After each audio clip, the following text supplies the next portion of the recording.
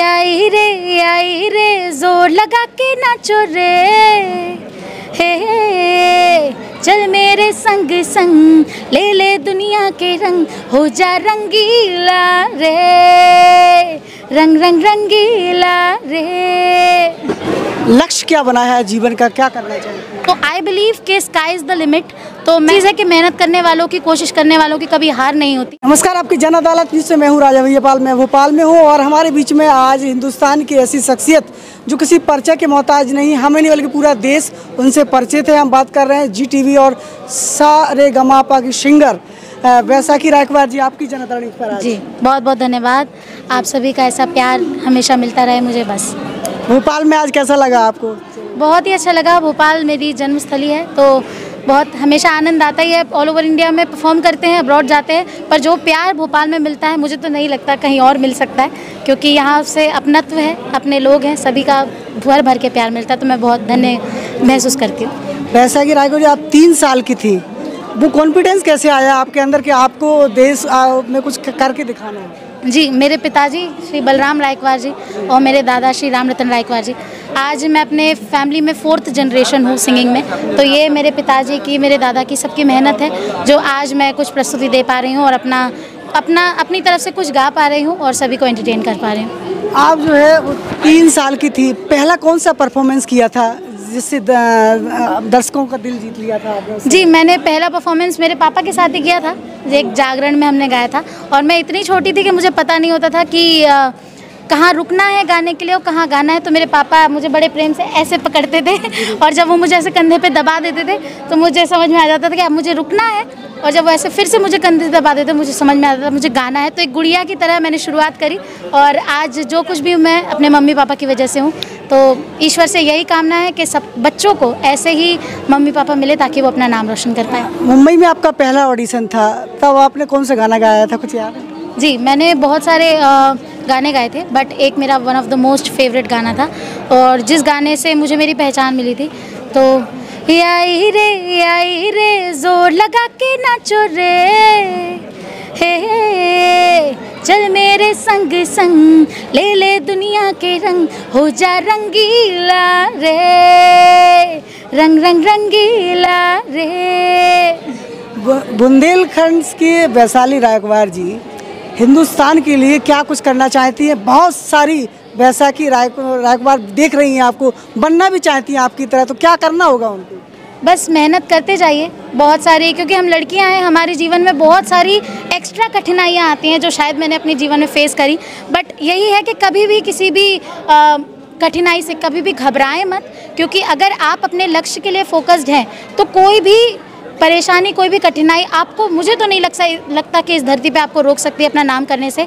बस आपके अंदर वो जुनून, वो डेडिकेशन होना चाहिए, तो आप कर जाएंगे। जी, तो आपके पापा की मेहनत आज सफलता की ओर शिखर पर जा रही है। जी, अभी तो मुझे बहुत कुछ करना है, तो बस यही ईश्वर से प्रार्थना है कि एक दिन पापा सच में मुझ पर और बहुत सारा गर्व करें, और बस यही चाहती हूँ मैं। अब फिल्म में ऑडिशन देने का मौका मिला आपको? जी, बहुत सारे मेरे प्रोजेक्ट्स चलते रहते हैं और बहुत सारी रीजनल लैंग्वेजेस में भी मैंने गाया है और बहुत सारे फिल्म प्रोजेक्ट्स भी चलते रहते हैं। तो वेरी सुन आपके बीच में कुछ ना कुछ बहुत अच्छा आएगा। लक्ष्य क्या बना है जीवन का, क्या करना चाहिए?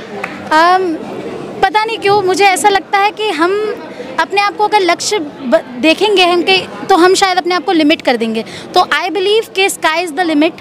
तो मैं बस यही चाहती हूँ कि किसी एक लक्ष्य के प्रति मैं सिर्फ मेहनत ना करूँ, मैं मेहनत करती जाऊँ, निरंतर करती जाऊँ। और फिर एक चीज़ है कि मेहनत करने वालों की, कोशिश करने वालों की कभी हार नहीं होती। तो इसी आइडियोलॉजी के साथ आगे बढ़ते हैं और कहीं ना कहीं मेहनत करेंगे तो पहुँच ही जाएंगे आगे, डेफिनेटली। बिल्कुल। अपने फैंस के लिए क्या संदेश देना चाहेंगे आज? बस अपने माँ बाप से बहुत प्यार करिए, उनकी बात सुनिए और अपनी संस्कृति को आगे बढ़ाइए और सभी का सम्मान करिए, प्रेम करिए और खूब सारी खुशियाँ बांटिए और खुश रहिए, हंसते रहिए। अब हम बात करेंगे बैसाखी रायकवार के पिताजी से बात करेंगे। स्वागत है हमारे चैनल पर आपका। बहुत बहुत आपका भी धन्यवाद कि आज यहाँ बुंदेली बौछार जो समागम है बुंदेली का, मैंने सोचा था कि आपके घर में एक परी आने वाली है जो पूरे देश में नाम रोशन करेगी एक दिन आपका। अब जे वैसे विगत चल रहा है, जैसे हमारे पिताजी को सम्मानित किया था पंडित जवाहरलाल नेहरू देश के प्रधानमंत्री ने, तो एक बहुत बड़ी एक वो थी, अचीवमेंट था हमारे घर के लिए। उसके बाद फिर जब परफॉर्मेंस वैशाली ने देना शुरू किया, और वास्तव में पहले तो, और यदि दरअसल समझ लिया जाए, मान लिया जाए कि मैं एक पिता होते हुए अपनी बेटी को नहीं पहचान पाया, और यदि बात करें चाहे और भी दूसरे आर्ट हों, सिंगिंग तो है ही, जैसे अभी मैंने आपको बताया था कि लगभग 12 भाषाओं में वैशाली गाती हैं, और चाहे ड्राइंग हो, पेंटिंग हो, या अन्य बहुत सारी चीज़ें हैं, उसमें भी अनबिलीवेबल काम है। पढ़ाई लिखाई में भी इनने जिस स्कूल से पढ़ा उसमें फर्स्ट क्लास पास किया। बड़ा गौरवान्वित हूँ ऐसी बेटी को पाकर कि पूरे विश्व में आज वैशाली ने नाम किया, अपने माँ बाप का नाम गौरवान्वित किया। ऐसी बेटियाँ सबको दे ईश्वर। कई बार देखा है जब कोख में ही बेटियों को मार डाला जाता है, बेटी घर में आती है तो संकट सा आ जाता है। कई ऐसे परिवार भी हमने देखे हैं, तो क्या उनको लिए क्या कहना चाहेंगे आप? बेटियों के लिए कष्ट बहुत पीड़ादायक है, और इस बारे में तो ये समझ लीजिए, जैसे मेरा उद्देश्य विधेय सब कुछ ऐसा है कि यदि अपने मध्य प्रदेश से बाहर से भी कोई भी बेटी या छोटे बच्चे का, और यही मैं मंच पे जब भी कोशिश करता हूँ और कहता हूँ, बेटियों के लिए एक असीम स्नेह है, प्यार है, उनको प्यार दुलार दिया जाए, भरपूर प्यार दुलार दिया जाए, तो मैं समझता हूँ कि बेटियाँ जो नाम रोशन कर सकती हैं, बेटे भी कर सकते हैं, परंतु बेटियाँ उनसे भी अग्रणीय होती हैं। बेटियों के लिए केवल लाड़ दुलार प्यार चाहिए आपका, और कुछ भी नहीं चाहिए। और यदि बेटियों पे आप 1 गुना लुटाएंगे प्यार, तो वो आपको 100 गुना वापस करने की शक्ति रखती हैं। बिल्कुल बिल्कुल। तो ये राघवार, वैशाली राघवार के पिता से हमारी चर्चा चल रही थी, किस तरीके से उन्होंने पाला पोसा और उस परी के आंखों में सपना देखा कि हम वैशाली राघव पूरा विश्व में लाएंगे, और उन तमाम बेटियों के पिताओं को ये सबक देकर जाएंगे कि अगर आपके घर में बेटी है तो आप गर्व करिए, और उन्हें वैशाली राघवार जैसी बेटी तैयार कीजिए। बहुत बहुत धन्यवाद हमारे साथ बात करने के लिए। Thank you.